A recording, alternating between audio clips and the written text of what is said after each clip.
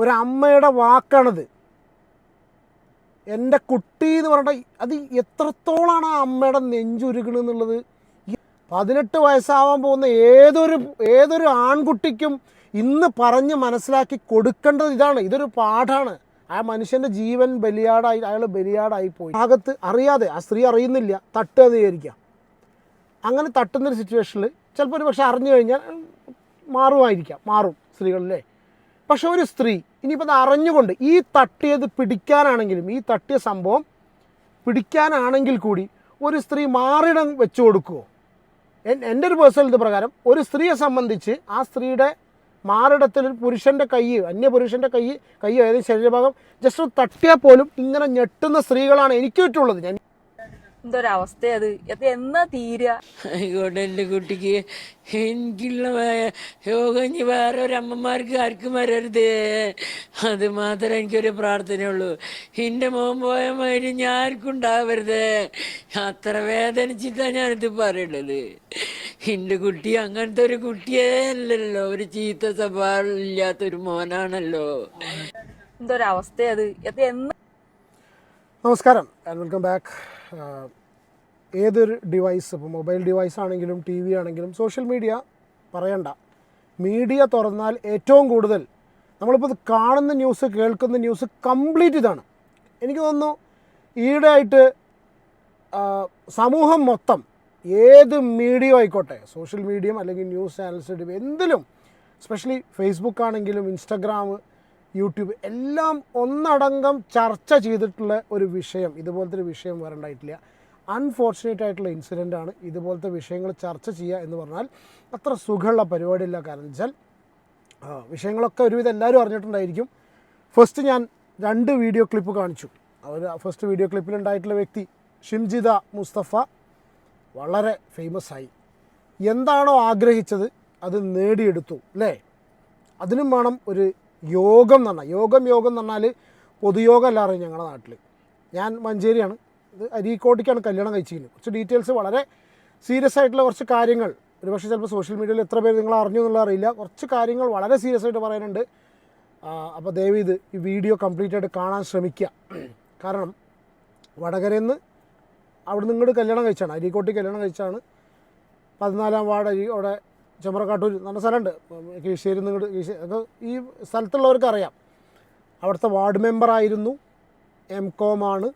അത് കഴിഞ്ഞതിന് ശേഷം കോളേജിൽ ലെക്ചറായിട്ട് കയറാൻ വേണ്ടിയിട്ട് ദുബായി പോക്കും, പിന്നെ ഫാമിലി ഇഷ്യൂസും കാര്യങ്ങളൊക്കെ ഉണ്ട്. ഒരുപാട് കാര്യങ്ങളിപ്പോൾ ഇന്ന് സോഷ്യൽ മീഡിയയിൽ കംപ്ലീറ്റ് പാട്ടാണ്. ഏതായാലും കാര്യങ്ങളിലേക്ക് വരാം. പക്ഷെ അതിന് മുന്നേ വളരെ ഇമ്പോർട്ടൻ്റ് ആയിട്ട് ഞാൻ ഫസ്റ്റ് അവളുടെ കാര്യം അവിടെ നിൽക്കട്ടെ. അവൾ റീച്ചിന് വേണ്ടിയിട്ട് ചെയ്തു, റീച്ചായി, ഇപ്പോൾ നല്ലോണം റീച്ചായി, ഇഷ്ടം പോലെ റീച്ചായി. ഇനി റീച്ചും കൊണ്ടിരിക്കട്ടെ.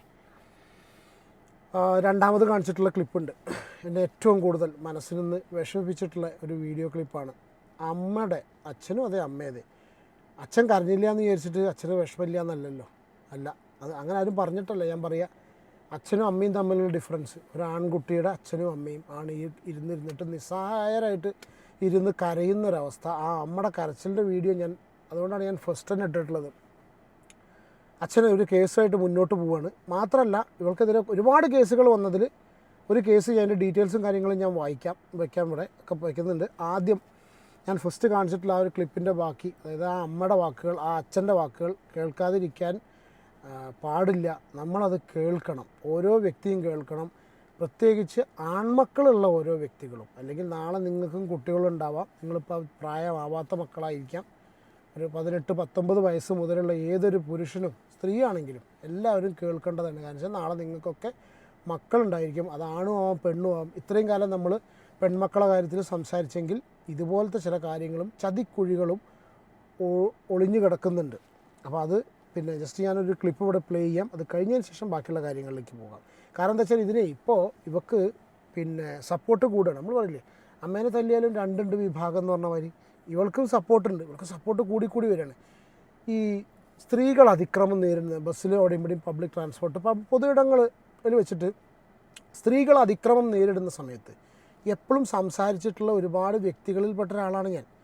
നമ്മൾ ഒരിക്കലും ഇതിങ്ങനെ കാണിച്ചതിന് അത് ഇയാളത് ചെയ്ത് ആ വീഡിയോ കാണുന്ന സമയത്ത് ആ പുറത്ത് വിട്ടിട്ടുള്ള വീഡിയോ ഒന്ന് ഒരു തരി പോലും ആ മനുഷ്യൻ്റെ ഭാഗത്ത് തെറ്റുള്ളതായിട്ട് തോന്നുന്നില്ല. അയാൾ അറിയാത്ത രീതിയിൽ നിൽക്കുകയാണ്. ഇനി അവർ അതിൽ എഴുതി വിട്ട കാര്യങ്ങളൊക്കെ അതൊക്കെ കണ്ടു കഴിഞ്ഞാൽ വളരെ കൃത്യമായിട്ട് മനസ്സിലാവും റീച്ചിന് വേണ്ടി ചെയ്താണെന്നുള്ളത്.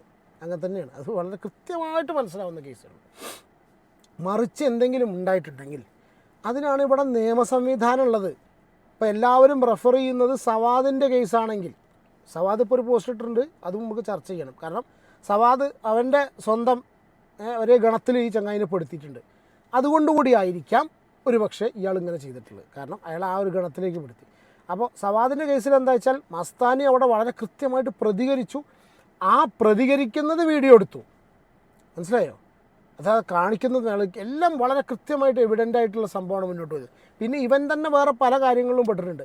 അപ്പോൾ ഈ ദീപക്കിൻ്റെ മരണം സവാദിനെ പോലുള്ള വ്യക്തികൾ, അല്ലെങ്കിൽ സവാദ് തന്നെ അവൻ്റെ ഭാഗത്ത് ന്യായമുണ്ട് എന്ന് തെളിയിക്കാൻ വേണ്ടിയിട്ടുള്ള അവൻ്റെ ഭാഗത്താണ് ന്യായം. അതായത് ഇത്രയും കാലം സമൂഹം എല്ലാവരും അവനെ ക്രൂശിച്ചുള്ള ഒരു സംഭവം ഉണ്ടല്ലോ, അതിൽ യാതൊരു കഴമ്പുമില്ല, അവൻ്റെ ഭാഗത്താണ് ന്യായം എന്ന് പറയാൻ പോലും ഈ ദീപക്കിൻ്റെ പേര് ഉപയോഗിച്ചു. അപ്പോൾ എത്രത്തോളം ആ മനുഷ്യന് എന്തൊക്കെ മാനസികാവസ്ഥകളിലൂടെയാണ് അയാൾ കയറിപ്പോയി നടന്നറിയില്ല. വലിയൊരു പ്ലോട്ട് ഇതിൻ്റെ പുറകിൽ നടക്കുന്നുണ്ട്. അതായത് അറിയാൻ കഴിഞ്ഞ് ദീപക്ക് ഡിവോഴ്സിയാണ്, ഒരു മോനുണ്ട്. ആ ഭാര്യ, ഞാനിപ്പോൾ ഇന്ന് ഒരാളിപ്പോൾ നമ്മളിങ്ങനെ ഒരു പല കാര്യങ്ങളായിട്ട് പല ആൾക്കാരും സംസാരിക്കുന്ന സമയത്ത് ലോക്കലി നാട്ടിൽ നിന്ന് അറിഞ്ഞ കാര്യം കേട്ടോ, നമ്മുടെ ഇവരെ കല്യാണം കഴിച്ചിട്ടുള്ള ആ ഭാഗത്ത് അരീക്കോട് ഭാഗത്ത് നിന്ന് അറിഞ്ഞിട്ടുള്ള കാര്യമാണ്. അതായത് ഈ സ്ത്രീനെ സപ്പോർട്ട് ചെയ്യുന്ന ആൾക്കാർ ഈ ഭാര്യ, ദീപക്കിൻ്റെ ഭാര്യ തെറ്റിപ്പോയിട്ടുള്ളത് ഇയാൾക്ക് ഇതുപോലത്തെ സ്വഭാവ ദൂഷ്യം, ഞരമ്പൻ സ്വഭാവം ഉള്ളത് കൊണ്ട്, എനിക്ക് പറയാൻ പോലും വയ്യ, പാവം ഇന്ന് ലോകത്തില്ല. എന്ത് തന്നെ അതിനെ പറഞ്ഞാലും അതിന് മറുപടി പറയാൻ അതൊന്നും ഇല്ല, കഴിഞ്ഞില്ല, ലോകത്തില്ല അല്ലേ? തിരിച്ചു പറയാൻ പറ്റാത്ത ആളെ പറ്റി എന്തും പറയാം. അപ്പോൾ അയാളുടെ ഈ സ്വഭാവം കാരണമാണ് ഈ ഭാര്യ പോയതെന്ന് വരെ പറയിപ്പിക്കാൻ ഉള്ള നീക്കങ്ങൾ നടക്കുന്നുണ്ടെന്നുള്ളൊരു വിവരം കിട്ടിയിട്ടുണ്ട്. അതിൽ ആരൊക്കെ ഉണ്ട് എന്തൊക്കെ ഉണ്ടെന്നുള്ള ഇപ്പോൾ പറയുന്നില്ല. ഈ പറഞ്ഞ ആൾക്കാർ നമുക്ക് കാര്യങ്ങൾ പുറത്തു വിടാൻ പറ്റില്ല. ഞാൻ എന്തായാലും ആ ഒരു വീഡിയോ ക്ലിപ്പ് പ്ലേ ചെയ്യാൻ നിങ്ങൾ കണ്ടിട്ടുണ്ടായിരിക്കും, പക്ഷേ ഒന്നുകൂടി കാണുമോ പ്ലീസ്. അത് കഴിഞ്ഞതിന് ശേഷം ബാക്കി മറ്റുള്ള പോസ്റ്റിലേക്ക് വരാം. വക്കീലത് പോയിട്ട് അത് വേണ്ട മാതിരി ചെയ്യുന്നുണ്ട്. അതിങ്ങനെ വിട്ടാൽ പറ്റില്ല. അത് ഒന്നുമില്ലാത്തൊരു ഇതിനെ ഇങ്ങനെ ആക്കിയിട്ട് മോനാണെങ്കിൽ ഒരു ഇതിലേക്കും പോകാത്ത വ്യക്തിയാണ്. അപ്പോൾ ആ ഇതിനെ ഇങ്ങനെ പറയുമ്പോൾ ആ അച്ഛനെ എങ്ങനെ സഹിക്കണമെന്ന് എനിക്കറിയില്ല കേട്ടോ. ഒരു ധൈര്യം വരുമായിരിക്കും അല്ലേ? കാരണം അങ്ങനെ സംസാരിക്കാൻ കഴിയണ്ടല്ലോ. ആളുണ്ട്, ആളുടെയിലും ഈ ഇതൊക്കെ ഈ പബ്ലിസിറ്റി ആക്കിക്കൊണ്ട് ഭയങ്കര വിഷമമുണ്ടായി ഈ ഇത് വരാൻ സംഗതി. രണ്ടാമത്തെ ആ ഒരു എക്സ്പ്ലനേഷൻ വീഡിയോ കൂടെ ഉണ്ട് ഈ പെണ്ണിൻ്റെ. രണ്ടാമത്തെ എക്സ്പ്ലനേഷൻ വീഡിയോയിലാണ് ഒന്നും കൂടി ഇതെന്തെന്നറിയാം, ഇതിനൊന്നും അവളുടെ ഇത് അങ്ങനെ പറഞ്ഞാൽ നമുക്കതൊന്നും മതിയാവില്ല. നിങ്ങൾക്ക് കേൾക്കുന്നവർക്ക് ഒരു പക്ഷേ ചിലപ്പോൾ ഒന്നും കൂടി കൂടിയ സംസാരം കേൾക്കാനായിരിക്കും താല്പര്യം. രണ്ട് കാര്യം, ഒന്ന് യൂട്യൂബിൻ്റെ പോളിസി, ഇവളെ ഇങ്ങനെ ചെയ്യണം അങ്ങനെ ചെയ്യണം എന്നൊക്കെ യൂട്യൂബിൽ പറഞ്ഞു കഴിഞ്ഞാൽ അത് അടിക്കും. അത് പിന്നെ യൂട്യൂബിൻ്റെ പോളിസി അങ്ങനെയാണ്. പിന്നെ രണ്ടാമത്, സ്ത്രീ എന്നുള്ള പരിഗണന ചില്ലറന്നല്ല. നമുക്ക് തുടർന്നും ഇതിനെക്കുറിച്ച് കാര്യങ്ങൾ സംസാരിച്ച് പോകണം എന്നുള്ളത് കൊണ്ടാണ് ഞാനൊക്കെ ഈ രീതിയിൽ. പിന്നെ നമ്മുടെ ഓഡിയൻസ് അങ്ങനത്തെ ആൾക്കാരാണ്. ആ ഒറ്റ കാര്യം കൊണ്ടാണ് ചില ഭാഷയൊക്കെ ഞാൻ ശ്രദ്ധിച്ച് ഉപയോഗിക്കുന്നത്. ഒരിക്കലും അങ്ങനെ ചെയ്താളാ പാവാണ് എൻ്റെ മകൻ, ഒന്നിലേക്കും ഇല്ലാത്തൊരു മനുഷ്യനാണ്. അപ്പം അങ്ങനെ വിട്ടാൽ പിന്നെ അത് തലമുറ മറ്റുള്ള കുട്ടികൾക്കും ബാധിക്കും. പിന്നെ ഈ നാട്ടുകാർ മുഴുവൻ വല്ല ബോക്സ് നടത്തി ഇവരെല്ലാവരും ഇത് അറിഞ്ഞാൽ സ്ഥിതിക്ക് പിന്നെ ഭയങ്കര ഇതായി. ഇങ്ങനെ നടന്നൊരു കുട്ടിയല്ല അത്. അപ്പോൾ ഇതിങ്ങനെ വരുമ്പോൾ ഒരു കുറച്ചിലല്ല, ആർക്കായാലും നമുക്കായാലും ഒരു കുറച്ചിലാണല്ലോ. അത് ഇപ്പോൾ കണ്ട പോലെ സഹിക്കാൻ വയ്യാതെ.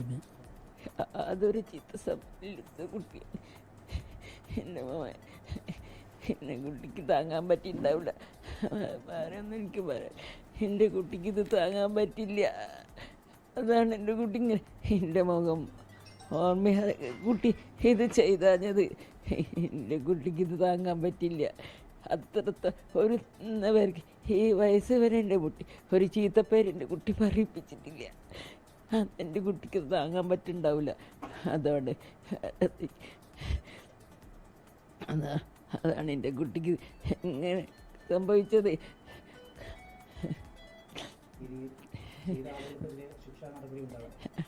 അതുണ്ടായിക്കോട്ടെ, ഇനി ഒരാൾക്കും ഇങ്ങനെ വരരുത്. ഒരമ്മമാരും ഇങ്ങനെ വേദനിക്കുക. ഈ കാരണം കൊണ്ട് ഒരു അമ്മമാരും വേദനിക്കാൻ പാടില്ല. ഞാൻ വേദനിച്ച ലോകത്തിൽ ഒരാൾക്കും ഇങ്ങനെ സംഭവിക്കരുത്. എനിക്ക് അത് മാത്രമേ ഞാൻ പറയുന്നുള്ളൂ.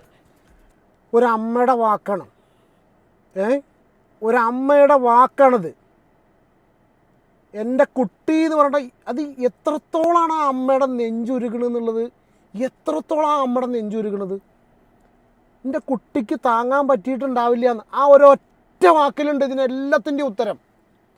ഈ എക്സ്പ്ലനേഷൻസിൻ്റെയും സപ്പോർട്ട് ചെയ്യുന്നതിൻ്റെയും എല്ലാത്തിൻ്റെയും ഉത്തരം ആ ഒരൊറ്റ വാചകത്തിലുണ്ട്.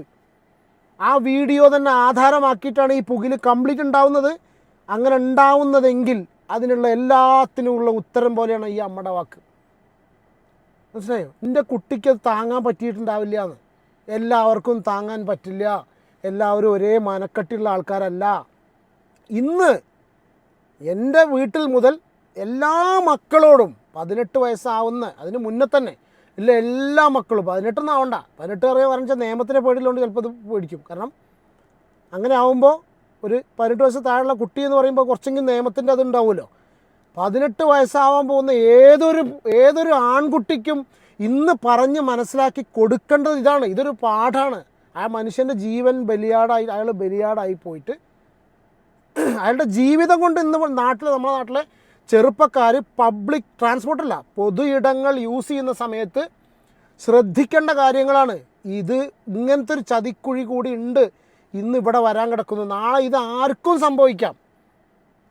മനസ്സിലായോ? എന്തെങ്കിലും കാര്യങ്ങൾ ഉണ്ടായിട്ട്, സ്ത്രീകളുടെ ഭാഗത്ത് നിന്ന് എന്തെങ്കിലും സംഭവം ഉണ്ടായിട്ട് അതിന് പ്രതികരിക്കേണ്ടി വന്നു കഴിഞ്ഞാൽ മക്കളെ നിങ്ങളെ ഭാഗത്ത് ക്യാമറ ഉണ്ടെങ്കിൽ കൂടി ഞാൻ പറയാണ്, ഞാൻ സീരിയസ് ആയിട്ട് പറയാണ്, പുരുഷന്മാർക്ക് ഇവിടെ മറ്റേ ഇതിട്ട് നടക്കാൻ പറ്റുമോ?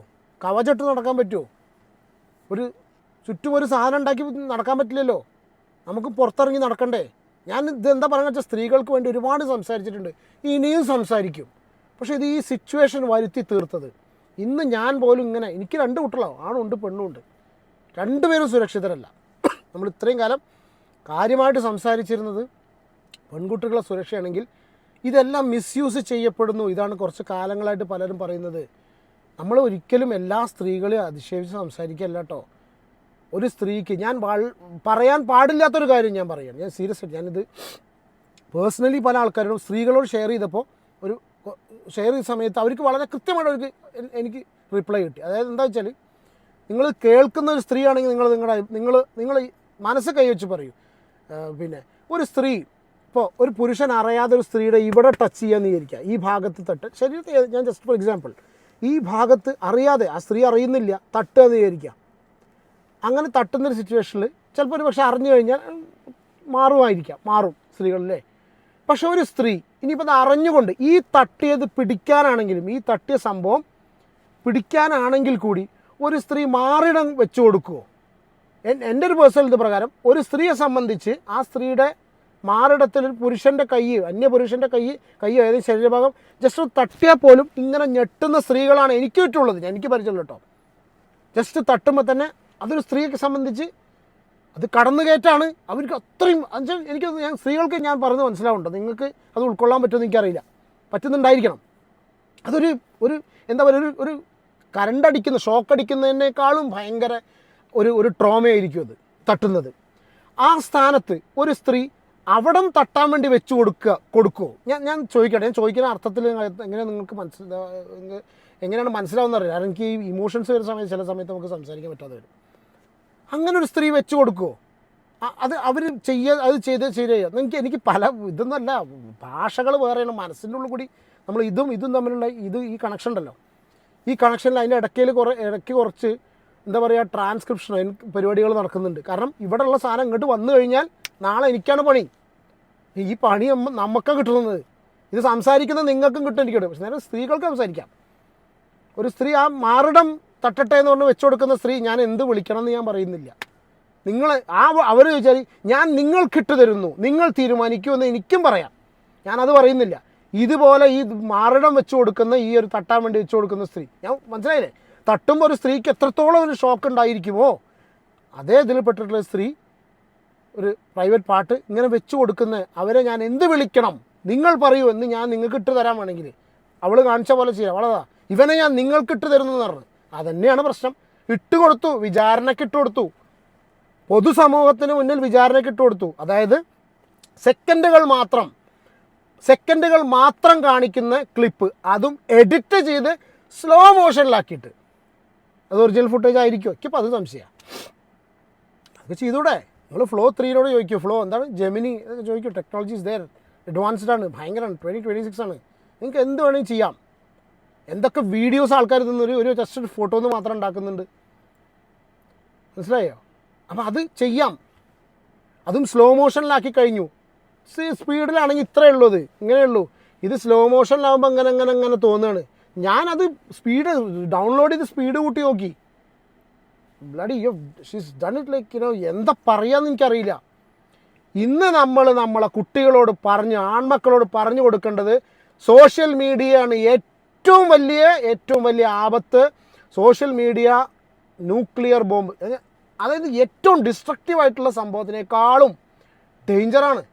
ക്യാൻസർ എന്നും പറഞ്ഞാൽ പോരാ, നിങ്ങളുടെ എല്ലാം തകർക്കും. സ്വയം നിങ്ങളില്ലാതൊക്കെ, കുടുംബത്തിനില്ലാതൊക്കെ, എന്തിനാണോ നിങ്ങൾ ജീവിതകാലം മുഴുവൻ പഠിച്ചിട്ടുള്ള ആ സംഭവം കംപ്ലീറ്റ് ഇതിനെ കൊണ്ട് സാധിക്കും.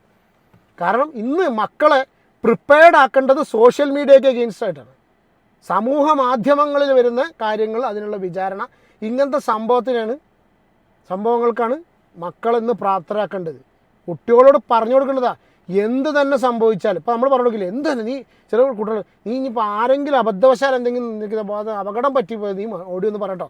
അത് മാത്രമല്ല, അതിനോട് പറഞ്ഞു കൊടുക്കുന്ന സമയത്ത് സമൂഹ മാധ്യമങ്ങളിൽ നേരിടാവുന്ന എല്ലാ കാര്യങ്ങളും എന്ത് തന്നെ ഉണ്ടായിക്കഴിഞ്ഞാലും ഒരിക്കൽ പോലും പതറരുത് എന്നാണ് കുട്ടികളോട് പറഞ്ഞു കൊടുക്കേണ്ടത്.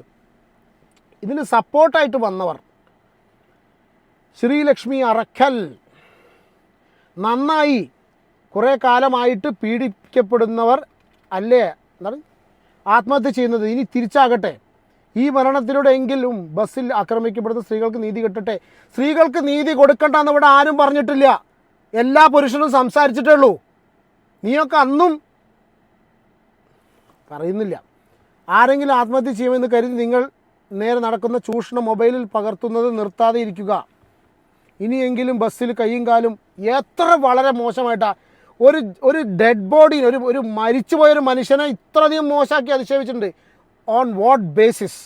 ആ സെക്കൻഡുകൾ നീണ്ടു നിൽക്കുന്ന ക്ലിപ്പോ അല്ലെങ്കിൽ അത് എടുത്തിട്ടുള്ള സ്ത്രീ എഴുതിയിട്ടുള്ള ക്യാപ്ഷൻ എല്ലാം എല്ലാവരുടെയും മുന്നിലുണ്ട്. ആ ക്യാപ്ഷനും ആ ക്ലിപ്പും അതിനുശേഷം ചെയ്തിട്ടുള്ള ആ ഒരു എക്സ്പ്ലനേഷൻ വീഡിയോ, ഇതല്ലേ നമ്മളുടെ എല്ലാവരുടെയും മുന്നിലുള്ളൂ. അതിൽ കൂടുതൽ എന്തെങ്കിലും ശ്രീലക്ഷ്മി അറക്കലിനെ അറിയോ? വളരെ എന്താ പറയുക, എനിക്ക് സത്യം പറയാലോ, പുച്ഛം തോന്നിയിട്ട് കാര്യമില്ല. പുച്ഛം തോന്നിയിട്ട് ഒന്നും നടക്കില്ല. കാരണം ഇവർക്ക് ഇതൊക്കെ ശീലമാണ്. നമ്മുടെ നാടിൻ്റെ ഒരു ഗതികേട് നോക്കണം. ലൈംഗിക അതിക്രമങ്ങൾ അത് നേരിടുന്ന ആളുകൾ ആ സമയത്ത് തെളിവുണ്ടാക്കി വെക്കണം. അല്ലെങ്കിൽ കിടന്നു കൊടുത്തു എൻജോയ് ചെയ്തില്ലേ എന്നൊക്കെയുള്ള കമൻറ്റുകൾ നേരിടേണ്ടി വരും. നടി ആക്രമിക്കപ്പെട്ട കേസിൽ തെളിവുണ്ടായിട്ട് പോലും അവരെയും പൾസർ സുനിയും ചേർത്ത് എന്ത് മോശം കഥകളാണ് സോഷ്യൽ മീഡിയയിൽ ഉണ്ടാക്കുന്ന ഊളകൾ എഴുതി ഉണ്ടാക്കുന്നത്. അത് വേറെ.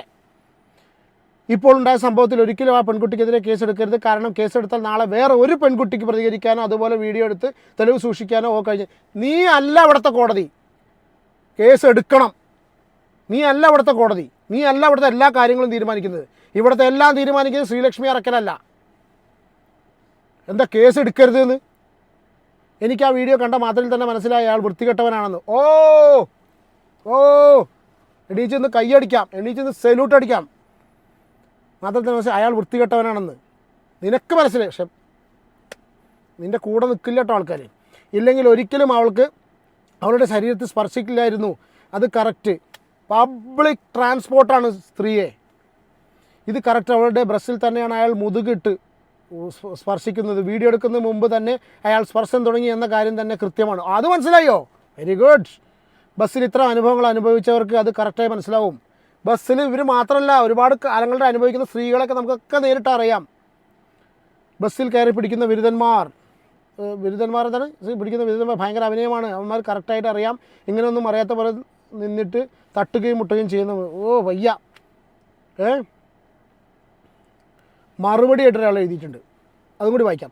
ദീപകിൻ്റെ ആത്മഹത്യയ്ക്ക് കാരണമായ വീഡിയോ ആവർത്തിച്ച് കണ്ടു. ബസ്സിൽ നിന്നുള്ള രംഗം. ഒരു കുറ്റാന്വേഷകൻ്റെ കൗശലങ്ങളൊന്നും ഇല്ലെങ്കിലും ചില സംശയങ്ങൾ പറയാം. 2 രംഗങ്ങളായിട്ടാണ് വീഡിയോ ചിത്രീകരിച്ചിട്ടുള്ളത്. ആദ്യ രംഗത്ത് അയാളെ വ്യക്തമായി കാണാം. വെൽ ഡ്രസ്ഡായ ഒരു യുവാവ് ജോലി കഴിഞ്ഞ് മടങ്ങുന്നതോ ജോലിക്ക് പോകുന്നതോ ആയിരിക്കണം. അയാളുടെ കയ്യിൽ ഒരു ഹാൻഡ് ബാഗ് ഉണ്ട്. ബസ്സിൽ സീറ്റില്ല. എല്ലാ യാത്രക്കാരനും പോലെ തിരക്കുള്ള ബസ്സിൽ അയാൾ നിൽക്കുകയാണ്. ഒരു യുവതി അയാളുടെ പിന്നിൽ ക്യാമറ ഓൺ ചെയ്ത് വെച്ചിട്ടുണ്ട്. അയാൾ ആ സ്ത്രീ ശ്രദ്ധിക്കുന്ന മുഖത്തേക്ക് നോക്കുകയോ ദേഹത്ത് സ്പർശിക്കുകയോ ചെയ്യുന്നില്ല. അയാൾ തൻ്റെ കയ്യിലുള്ള ബാഗ് ഒന്ന് ഉയർത്തിപ്പിടിച്ചു.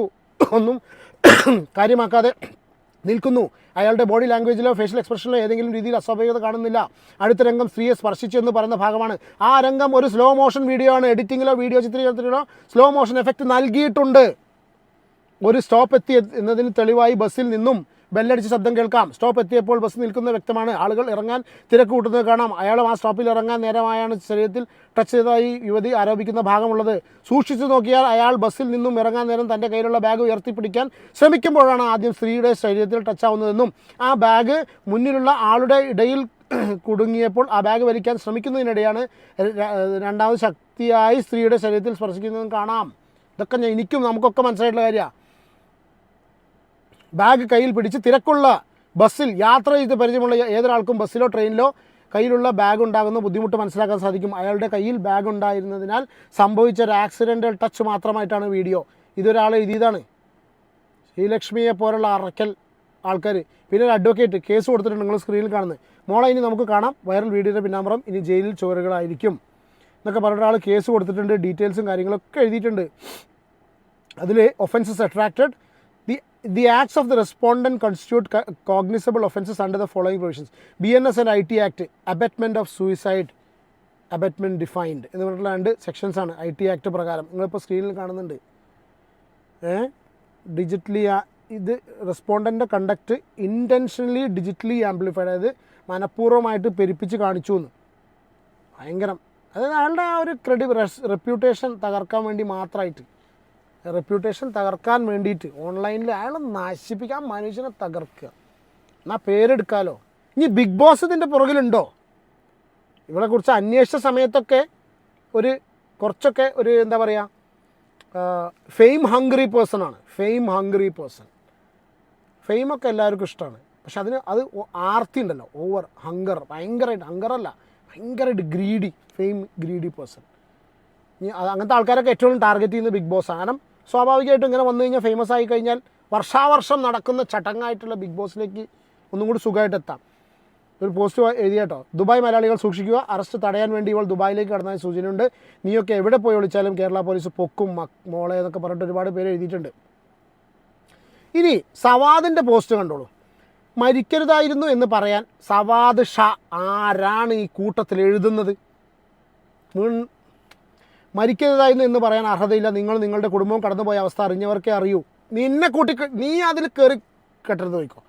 നിങ്ങൾ പ്രതികരിച്ച് പോസ്റ്റ് ചെയ്താലും വീണ്ടും നിങ്ങളെ വേട്ടയാടി കൊല്ലുമായിരുന്നു. വീണ്ടും എന്ന് കേൾക്കുമ്പോൾ കൂടെ നിന്നവർ പോലും പിന്മാറും.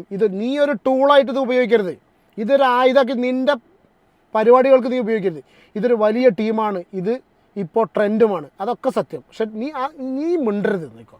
2023 ബിസിനസ്സിൻ്റെ തിരക്ക് യാത്രയിൽ എന്നെ ട്രാപ്പിലാക്കി കേസ് കൊടുക്കും, മീഡിയയിൽ പോസ്റ്റും എന്ന് പറഞ്ഞ് പണം ചോദിച്ച് ഭീഷണിപ്പെടുത്തിയപ്പോൾ നിങ്ങൾ ചെയ്യുന്നത് എന്ന് പറഞ്ഞ് ജയിലിലേക്ക് പോയി പിന്നീട് തിരിച്ച് പ്രതികരിച്ചു. ആ പ്രതികരണം ശത്രുക്കൾക്ക് താങ്ങാൻ പറ്റിയില്ല. അപ്പോൾ എനിക്ക് നഷ്ടപരിഹാരം വാങ്ങാനുള്ള അവസരത്തെ എത്തി. ഞാൻ എൻ്റെ സോഷ്യൽ മീഡിയയിൽ തിരിച്ച് ചോദിച്ച ചോദ്യങ്ങൾക്ക് ഉത്തരം മുട്ടി. പിന്നെ എന്നെ അവസാനിപ്പിക്കാൻ എനിക്കെതിരെയുള്ള കേസ് എനിക്ക് അനുകൂലമായി വിധി വരുന്നത് എന്നെ വേട്ടയാടി. നാട്ടിലേക്ക് പോകുന്ന CCTV പോസ്റ്റ് ചെയ്ത് മീഡിയകളെ കൊണ്ട് സമൂഹത്തെ തെറ്റിദ്ധരിപ്പിച്ചു. സ്വയം വിജയിക്കാൻ വൃത്തികെട്ട കളികൾ കളിച്ചു. എന്നിട്ട് ഞാൻ പ്രതികരിച്ചു.